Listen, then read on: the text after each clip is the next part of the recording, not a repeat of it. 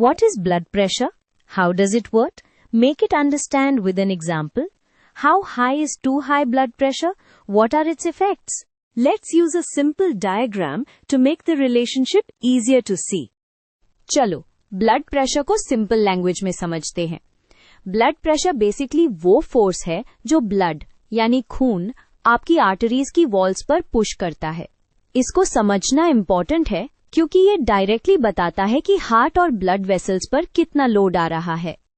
अब ये फोर्स आता कहाँ से है? हार्ट एक पंप की तरह काम करता है। जब हार्ट स्क्वीज करके ब्लड बाहर भेजता है, प्रेशर बढ़ता है। जब हार्ट रिलैक्स करता है और नेक्स्ट बीट के लिए रिफिल होता है, प्रेशर कम होता है। इसीलिए ब्लड प्रेशर के 2 नंबर्स होते हैं। जब डॉक्टर रीडिंग बोलता है, जैसे 120/80, तो ये 2 मोमेंट्स को कैप्चर करता है। ऊपर वाला नंबर स्क्वीज फेज का होता है और नीचे वाला रिलैक्स फेज का। दोनों मिलकर बताते हैं कि वेसल्स को पीक और रेस्टिंग प्रेशर कितना मिल रहा है। ये 2 नंबर्स मिलकर आपके हार्ट के स्क्वीज और रिलैक्स दोनों फेजेस का प्रेशर बताते हैं।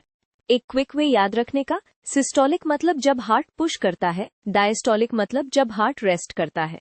हम दोनों देखते हैं क्योंकि कभी कभी रेस्टिंग प्रेशर भी हाई होता है और वो भी रिस्की हो सकता है। अब एग्जाम्पल से फील आएगी। सोचो गार्डन होज है और आप टैप खोल रहे हो। टैप ज्यादा खोलोगे तो होज के अंदर प्रेशर बढ़ेगा और वाटर जोर से निकलेगा। सेम आइडिया बॉडी में। हार्ट पंप स्ट्रॉन्ग करे या आर्टरीज टाइट हो जाएं तो प्रेशर इंक्रीज हो जाता है। अब क्वेश्चन का इम्पोर्टेंट पार्ट, कितना हाई टू हाई माना जाता है?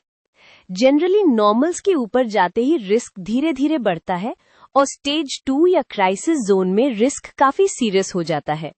नंबर्स को एज अ गाइड लो, बट डॉक्टर आपकी ओवरऑल हेल्थ देखकर डिसाइड करता है। हाई ब्लड प्रेशर के इफेक्ट्स को तुम इस तरह सोच सकते हो। कांस्टेंट हाई फोर्स से आर्टरीज की इनर लाइनिंग डैमेज होती रहती है। टाइम के साथ आर्टरीज स्टिफ हो सकती हैं, हार्ट को ज्यादा मेहनत करनी पड़ती है और ऑर्गन्स को डैमेज का रिस्क बढ़ जाता है। एक कॉमन पिटफॉल ये है कि लोग सोचते हैं सिम्टम्स आएंगे तभी प्रॉब्लम होगी।